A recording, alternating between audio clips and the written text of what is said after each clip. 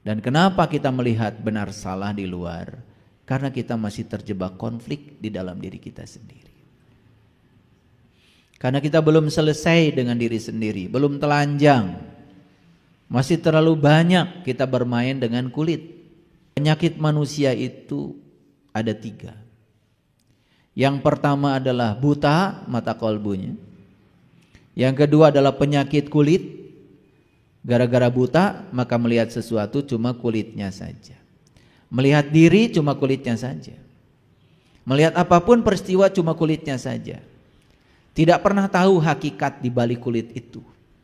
Dan penyakit yang ketiga yang paling berbahaya bagi manusia adalah kematian kesadaran.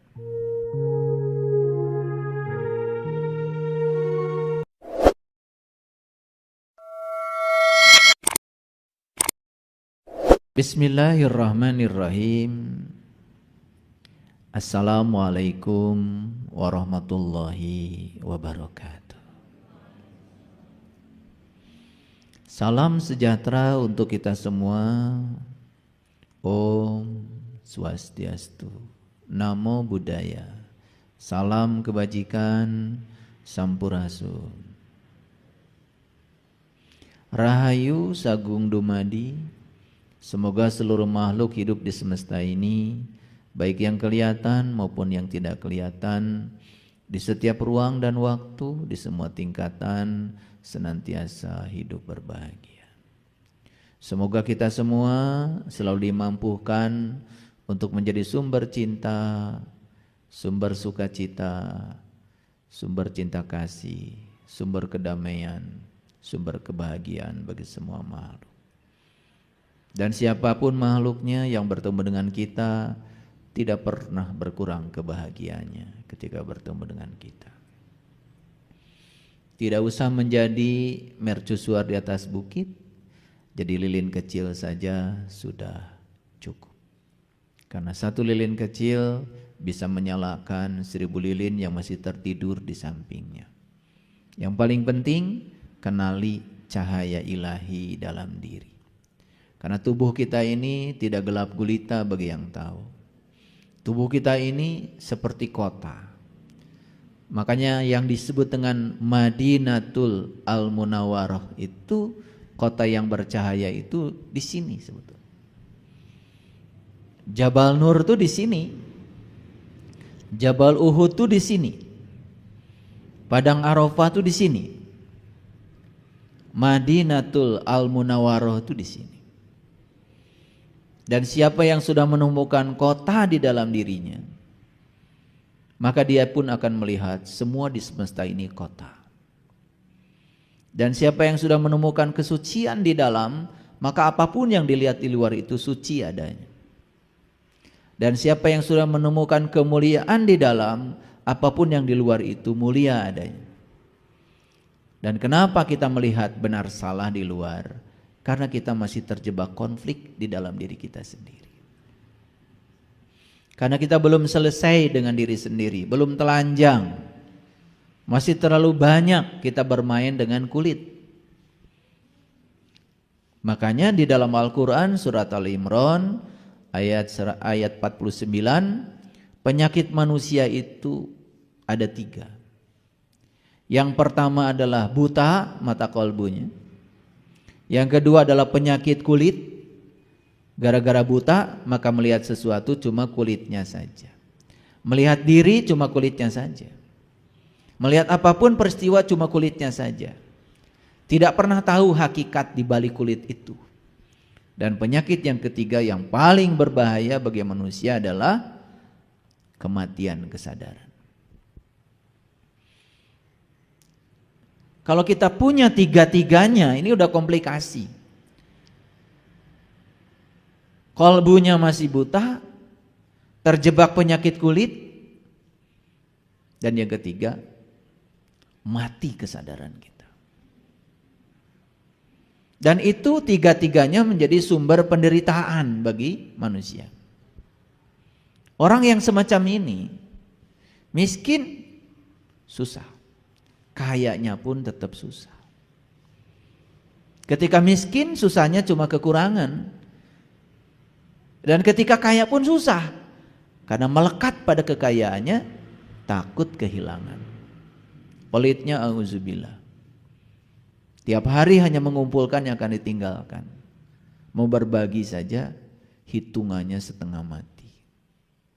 Kalaupun dia sempat berbagi, mulutnya menyakitkan yang diberi. Itu tandanya orang yang komplikasi penyakit dalam dirinya. Dan penyakit ini hari ini sudah melanda seluruh kalangan masyarakat. Apapun keyakinannya. Oleh karena itu maka saya tidak pernah berbicara keyakinan. Karena manusia itu cuma dua, yang tahu dan yang tidak tahu, itu saja. Apapun keyakinannya. Yang tidak tahu juga ada dua. Yang pertama dia tidak tahu, tetapi dia tidak tahu bahwa dia tidak tahu. Itu yang disebut dengan orang bodoh. Dan yang kedua, ada orang yang tidak tahu, tapi dia tahu bahwa dia tidak tahu. Itu yang disebut dengan orang pintar. Hari ini topik kita adalah orang bodoh itu seperti sebuah sendok. Yang dimaksud orang bodoh oleh saya di sini bukan tidak sekolah. Bukan tidak S1, bukan tidak S2, bukan tidak S3. No, saya tidak bicara soal akademik.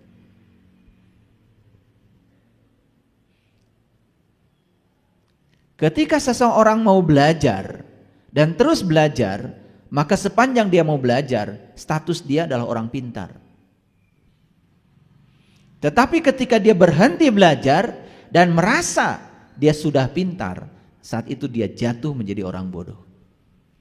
Jadi orang bodoh adalah orang yang berhenti belajar karena merasa dirinya sudah pintar. Itu orang bodoh yang saya maksud di kajian ini. Makanya orang bodoh itu seperti sebuah sendok. Sendok itu dekat sekali dengan makanan yang enak. Bahkan setiap saat digunakan untuk mengambil makanan yang enak. Tapi sendok tidak pernah merasakan enaknya makanan. Itulah sendok. Sedekat itu bergaul terus dengan makanan enak, tetapi sendok tidak pernah merasakan enaknya makanan. Jadi orang bodoh seperti itu. Jadi sekalipun dia bergaul dengan orang yang bijaksana, tidak akan pernah menjadi bijaksana. Karena dia merasa penuh, merasa sudah isi. Itulah orang yang tidak tahu, tetapi dia tidak tahu bahwa dia tidak tahu. Dan orang yang semacam ini, kata Imam Al-Ghazali, bisa jadi orang yang terhormat secara sosial di masyarakat. Dia lindungi kebodohannya dengan berbagai atribut yang melekat dalam dirinya. Pakai gelar itu, gelar ini. Dan banyak sekali gelar-gelar di masyarakat, bukan?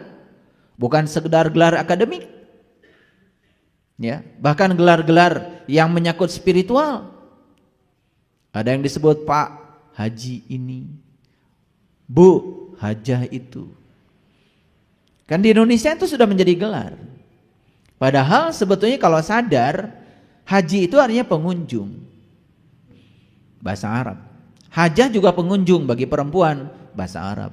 Siapapun yang berkunjung ke Arab, baik laki-laki maupun perempuan, dipanggilnya haji atau hajah. Di sana ketika sedang jadi pengunjung. Kok sudah pulang masih dipanggil pengunjung?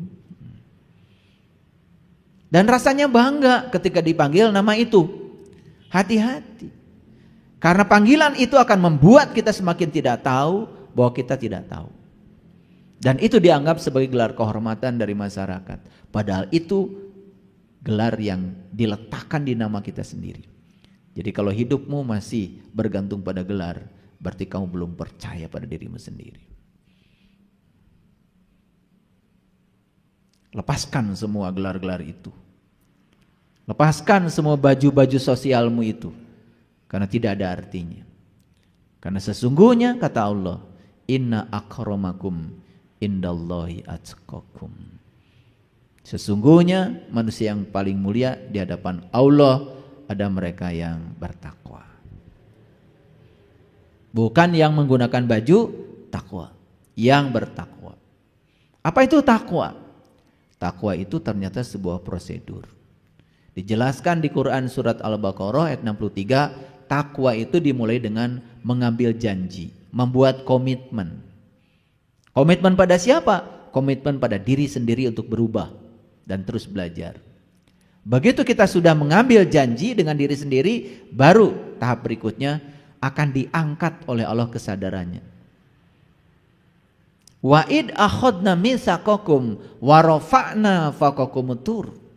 Begitu diangkat kesadarannya sampai di puncak kesadaran yang namanya Sidra al-Muntaha, baru Allah bertajali di puncak kesadarannya. Wa id akhadna mitsaqakum wa rafa'na fawqakumut tur khudu ma atainakum biquwatin. Baru Allah menunjukkan dirinya di puncak kesadarannya. Bertajali kepada Allah. Setelah bertajali baru wazkuru ma fihi.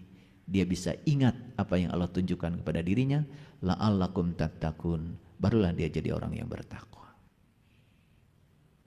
Itu takwa versi Al-Quran. Bagaimana dengan takwamu yang selama ini diaku-aku? Begitu? Kok berbeda dengan Quran? Padahal Quran katanya petunjuk hidup. Jadi takwa itu sebuah prosedur. Kalau kalian datang di pengajian seperti ini, ya, jangan ngaku-ngaku sebagai orang yang bertakwa. Ini baru sekedar brainstorming namanya. Mencoba untuk menggunakan pikiran yang waras untuk menangkap pemahaman. Itu saja. Apakah yang prosedur tadi sudah dilalui? Belum. Mengambil janji, diangkat gunungnya, diangkat kesadarannya, ditunjukkan sesuatu kesadarannya, dan mengingat apa yang ditunjukkan. Dan ciri orang yang bertakwa cuma satu. Puncaknya orang yang bertakwa adalah selalu ingat kepada Allah dalam keadaan berdiri, duduk, dan berbaring. Jadi orang yang bertakwa diberi gelar oleh Quran namanya ulul albab. Siapa ulul albab? Allah sendiri yang menjelaskan. Alladzina yazkurunallaha qiyaman wa qu'udan wa ala junubihim. Jadi orang yang bertakwa adalah orang yang sudah bisa mengingat Allah dalam keadaan berdiri, duduk, dan berbaring. Artinya apa? Mengingat Allah di setiap keadaan. Saya tidak bisa melupakan Dia walaupun saya sedang berbicara seperti ini. Zikir saya tidak pernah terputus. Karena di Quran dikatakan, fa iza qadaitu manasikakum fazkurullah kazikrikum abakum. Apabila kamu telah menyelesaikan hajimu, ingatlah Allah sebagaimana kau mengingat bapakmu. Jadi mengingat Allah itu persis seperti kita mengingat bapak kita. Ingat sama bapak sekarang. Pasti ingat. Kenapa? Karena kalian setiap hari berjumpa. Kalian sudah tahu. Dan saya tidak bisa mengingat bapakmu walaupun disebut-sebut namanya, karena saya belum berjumpa. Kecuali kalau sudah berjumpa. Jadi ingat itu ada syaratnya. Syarat sahnya ingat harus tahu yang diingat. Supaya tahu yang diingat, ya jumpa dulu. Maka perjumpaan dengan jati diri kita sendiri dalam bahasa Quran disebut liko. Man kana yarju liko Allah fa inna ajalallahu laj. Barang siapa yang berharap liko, jumpa dengan Allah, maka waktu yang dijanjikan pasti datang. Syaratnya cuma satu, berharap saja. Tidak usah ngaji ini, ngaji itu, berharap saja. Kalau ada yang mengatakan, wah ketemu Allah syaratnya ini, dia nggak ngerti Quran. Kadang-kadang seperti itu, ya. Banyak sekali orang yang terbuka mulutnya, masih tertutup mata kalbunya, sehingga kadang-kadang menipu orang lain. Dia menyampaikan pada orang lain yang dia sendiri belum mengalami dan merasakannya. Jadi siapa orang bodoh? Orang bodoh adalah orang yang berhenti belajar karena dia merasa sudah pintar. Jadi orang bodoh adalah orang yang menjatuhkan diri dalam situasi di mana dia menganggap dirinya sudah penuh. Itu orang bodoh yang saya maksud. Dan orang bodoh itu seperti sendok. Sendok itu walaupun bergaul dengan makanan yang enak, tidak pernah merasakan lezatnya makanan. Coba bayangkan, kita bergaul dengan orang suci, kita tidak pernah tersucikan. Kita bergaul dengan orang bijaksana, tidak menjadi bijaksana. Bergaul dengan orang yang cerdas, kita pun tidak bertambah cerdas. Bergaul dengan orang yang soleh, tidak membuat kita menjadi soleh. Itulah sendok. Selesai kajian ini, kita akan tahu apakah kita masih bodoh atau sudah pintar. Jadi sebetulnya kajian ini bukan untuk siapa-siapa, terutama untuk saya sendiri. Setelah kita kaji ini, nanti kita akan tahu apakah saya sudah termasuk orang yang pintar atau masih bodoh. Sekali lagi, orang bodoh bukan yang tidak sekolah, karena saya tidak bicara itu. Baik, kita akan mulai dengan definisi orang bodoh. Jadi siapakah orang bodoh itu? Orang bodoh adalah mereka yang tidak tahu. Tetapi mereka tidak tahu bahwa mereka tidak tahu.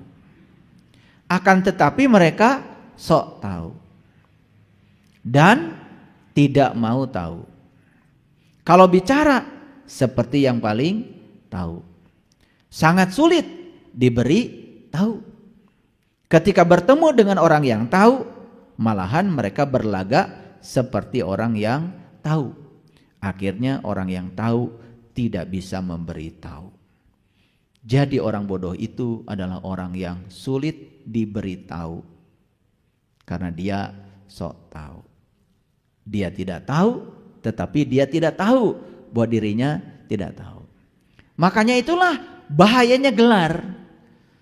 Kalau sudah pakai gelar, gelar ini gelar itu, apalagi nanya, yang mau memberitahu, padahal dia orang berilmu cuma gak pakai gelar, dia akan mikir, gelarmu apa? Pasti begitu. Jadi semakin jelas ya orang bodoh ya. Nah, ini definisi orang bodoh. Jelas sekali di sini ya. Saya baca sekali lagi. Orang bodoh adalah mereka yang tidak tahu, tetapi mereka tidak tahu bahwa mereka tidak tahu, akan tetapi mereka sok tahu dan tidak mau tahu. Kalau bicara seperti yang paling tahu, sangat sulit diberitahu. Ketika bertemu dengan orang yang tahu, malahan mereka berlagak seperti orang yang tahu. Akhirnya orang yang tahu tidak pernah mau memberitahu. Jadi jelas orang bodoh itu seperti sendok. Kemanapun dia pergi gak akan dapat berkah. Karena syarat untuk dapat berkah itu memang harus kosong. Makanya saya bilang, orang pintar tadi definisinya apa?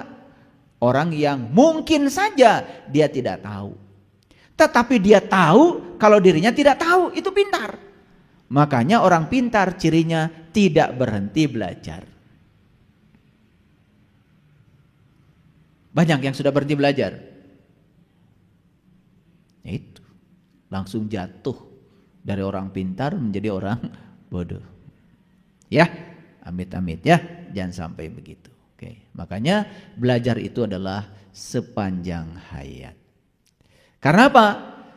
Kehidupan ini adalah laboratorium yang sangat luar biasa untuk membelajarkan kita. Makanya hidup adalah serangkaian pelajaran untuk dijalani agar kita paham. Makanya semua yang terjadi dalam hidup jalani, hadapi, jangan lari dari kenyataan hidup. Begitu lari dari kenyataan hidup, maka kenyataan yang kita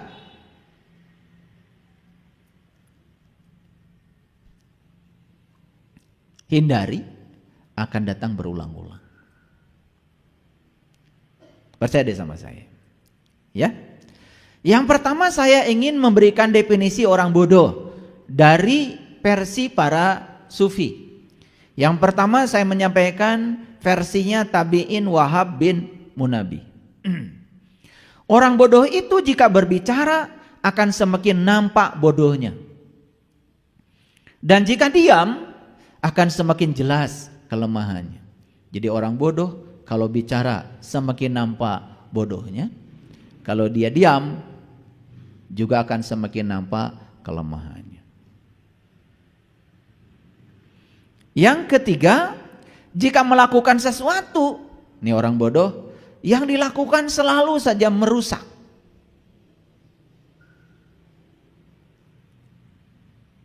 Makanya orang bodoh bahaya. Orang bodoh bicara agama, misalnya, kan jadi merusak.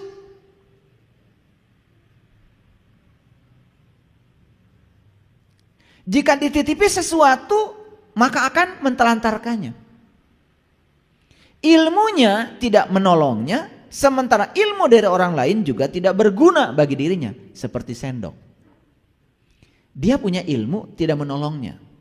Dan ilmu dari orang lain pun tidak berguna bagi dia, seperti sendok. Oke. Kalau begitu semakin jelas ya, orang bodoh. Kalau begitu orang bodoh mungkin gak berilmu. Mungkin gak berilmu? Mungkin berilmu, tapi ilmunya sendiri tidak berguna. Nah sekarang saya kasih tahu, ilmu yang tidak berguna itu namanya ilmu apa? Ilmu hafalan.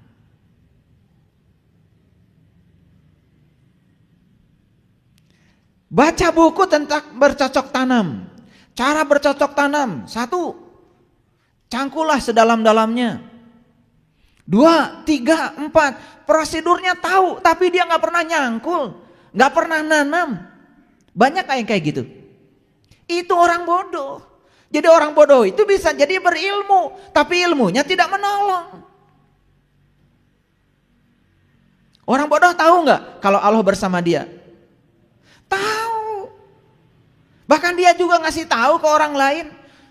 Teman-teman, sesungguhnya Allah tuh bersama kita loh, lebih dekat daripada urat nadi leher kita. Tapi dia sendiri tidak pernah membuktikan itu.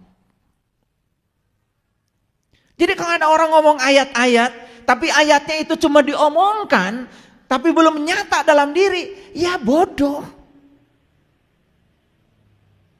Karena orang bodoh itu, kata tabi'in Wahab bin Munabbih, dia itu berilmu, tapi ilmunya tidak menolong dirinya sendiri. Coba kalian belajar ilmu tentang ngelas. Tiba-tiba pagar kita runtuh, harus dilas. Kalian sudah punya bukunya, cara ngelas. 1, siapkan gas. 2, siapkan ini, siapkan ini, siapkan sini. Begitu praktek nggak bisa, bodoh. Jadi orang bodoh itu punya ilmu banyak, tapi ilmunya cuman hafalan. Kalau begitu gimana? Apa kabar kalau orang hafal Quran 30 juz, tetapi dia tidak dapat manfaat dari hafalannya? Iya bodoh juga. Dan selama ini kita bangga kalau orang sudah menghafal. Coba kalian kan seneng kalau anak kalian sudah hafal juz amma, di tes ini hafal, di tes itu hafal. Tapi ketika disuruh implementasi dalam hidup nggak ngerti. Buat apa ilmu yang semacam itu? Seperti kita punya sawah nggak dicangkul, tidak pernah panen. Buat apa kita punya sawah kalau nggak pernah panen? Jadi orang bodoh itu kata tabi'in Wahab bin Munabbih bisa jadi punya ilmu, tapi ilmunya tidak menolong dirinya sendiri. Bahkan ilmu yang orang lain kasih bagi dia tidak berguna karena dia sudah merasa tahu. Bagaimana caranya nyetir kendaraan? Dia punya bukunya. 1, hidupkan mobil. 2, injak kopling. Awas, rem tetap di kaki kanan. Yang ketiga, oper gigi 1. Yang keempat, angkat kopling pelan-pelan. Yang kelima, lepaskan rem. Yang keenam, gas mulai diinjak. Setelah maju, injak kopling, oper gigi 2, dan seterusnya. Disuruh nyetir nggak bisa. Bodoh nggak? Bodoh. Tapi kalau disuruh cerita cara nyetir, lancarnya luar biasa. Tapi ilmunya tidak berguna. Gimana cara masak sayur lodeh? Siapkan kelapa 1 butir. Parutlah kelapa itu. Seduhlah dengan air hangat. Itu. Siapkan labu. Siapkan kacang panjang. Siapkan tempe. Siapkan brokoli. Dan lain sebagainya. Tapi giliran disuruh masak, nggak bisa. Bodoh. disuruh cerita surga, kayak udah masuk ke sana. Padahal belum pernah kemana-mana. Bodoh itu.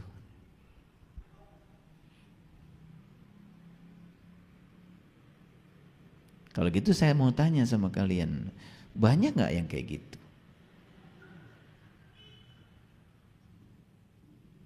Banyak apa tidak? Banyak. Semuanya hafal, disuruh ngomong bisa, lancar, karena biasa ngomong. Tapi semua yang diomongkan itu gak ada gunanya, boro-boro buat orang lain, buat dirinya sendiri aja gak ada gunanya.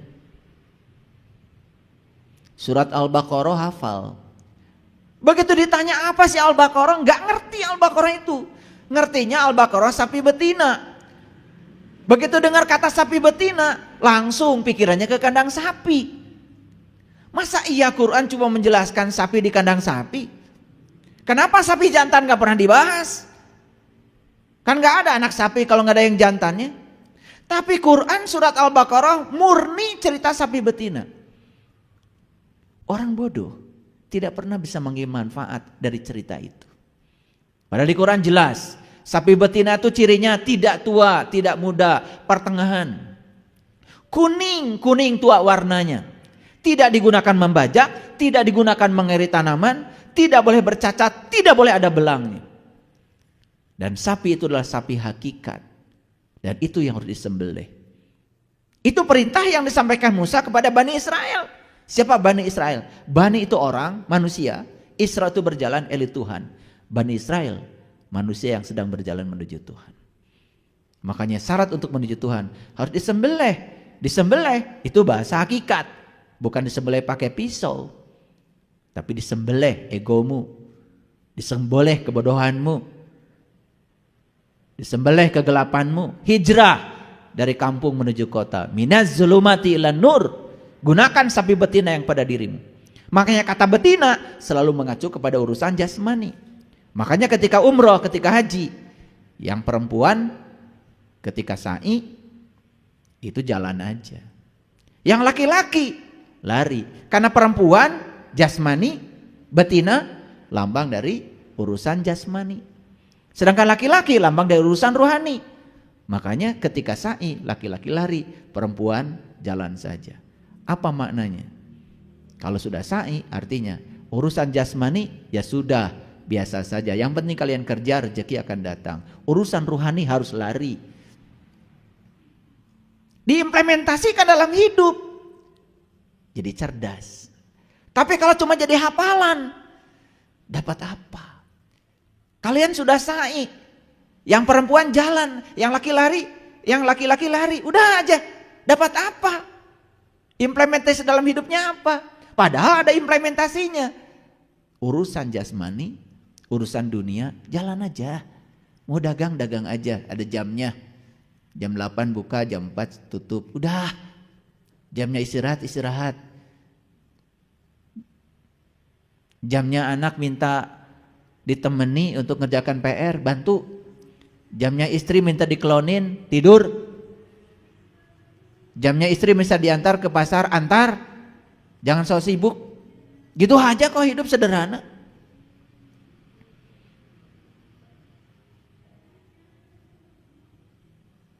Paham? Sederhana kan? Jadi apapun yang hafalan nggak ada gunanya. Karena yang hafalan belum menjadi pengetahuan praktis, itu tidak akan pernah menolong.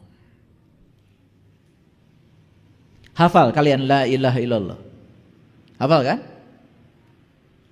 Terus aja la ilaha illallah, la ilaha. Kalian hafal dan kalian melafalkannya 100 kali setiap selesai sholat. Tapi kalian gak ngerti la ilaha illallah itu apa. Gak ngerti implementasinya. Cuman melafalkan saja seperti burung beo. Gak ada artinya, tidak menolong. Coba sekarang ngerti artinya la ilaha illallah. Tidak ada Tuhan selain Allah. Kan arti yang lebih dalam lagi, yang mana sih yang bukan Allah?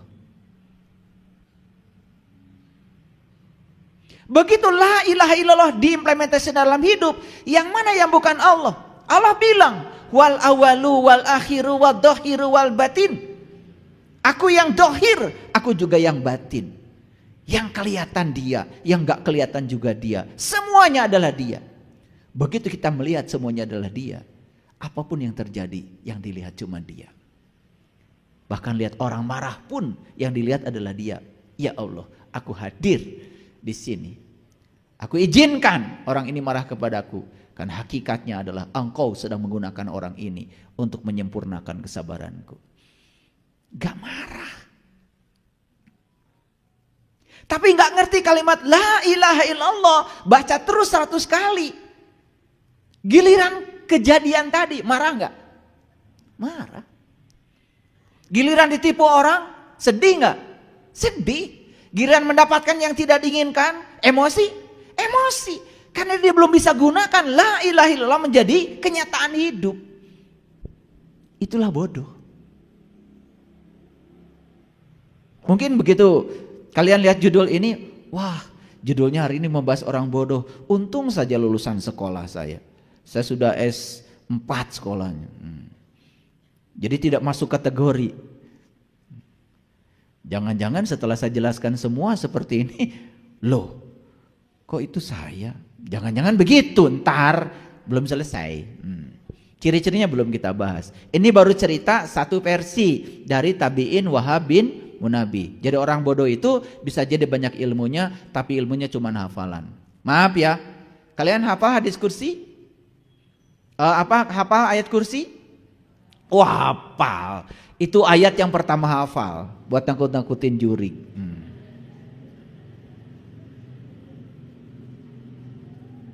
Coba kalau itu diimplementasikan. Allahu la ilaha illallah. Allah, tidak Tuhan selain dia. Huwal hayyul qayyum. Yang senantiasa berdiri tegak mengurus semua makhluknya. Hidup dalam diri. La ta'khudhuhu sinnatu wala naum. Dia tidak pernah tertidur, tidak pernah terkantuk. Coba. Sampai situ saja, enggak usah hafal tuntas. Apa yang tidak pernah tertidur dan terkantuk dalam diriku? Oh, saat saya tertidur, mata saya tidur, telinga saya tidur, mulut saya tidur, tangan saya tidur, kaki saya tidur, semuanya tidur.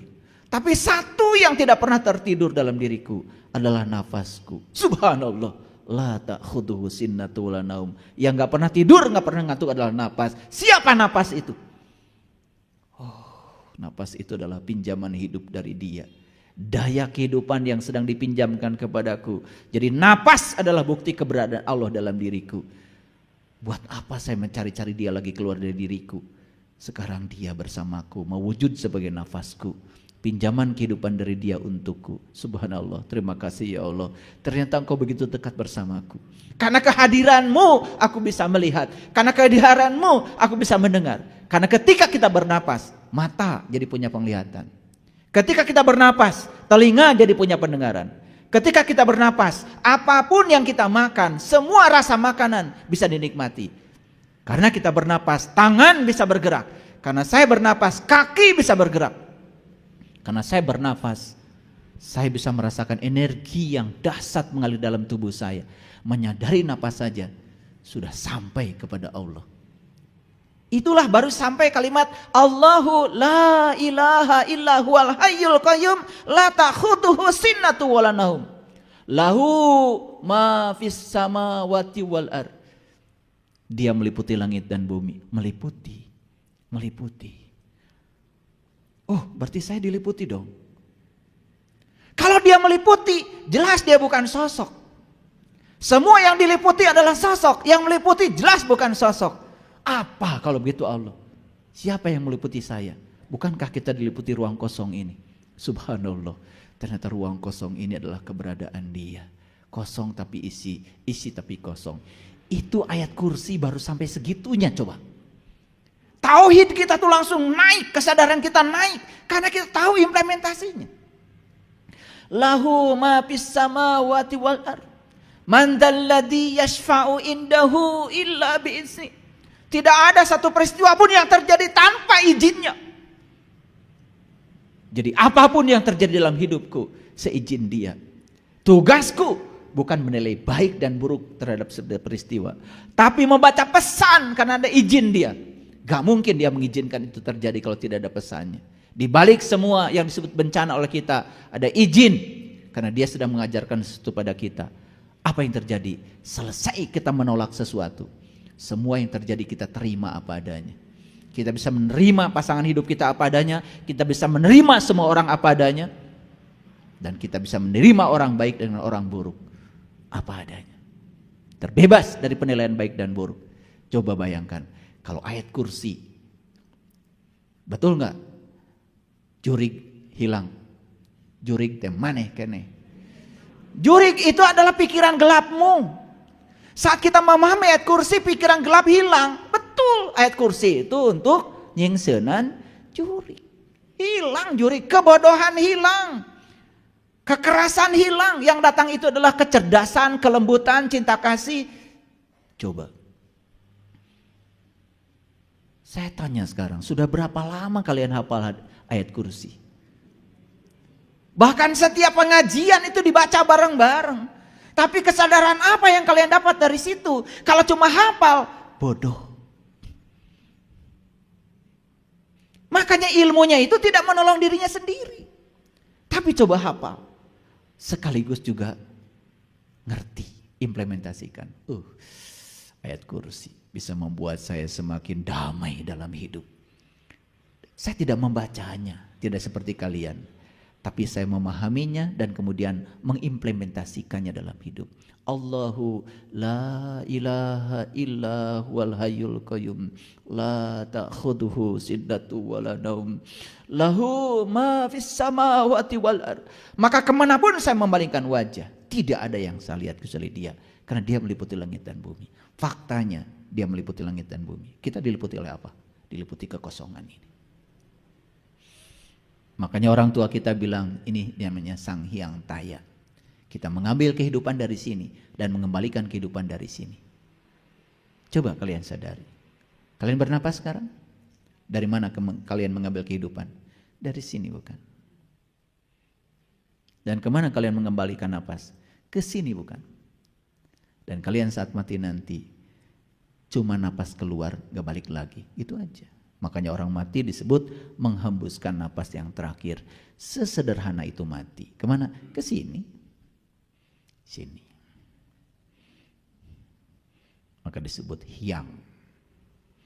Makanya leluhur kita disebut parahyang. Daerah kita ini disebut parahyangan. Parahyang. Pa itu tempat, ra itu cahaya. Hyang itu ya ini.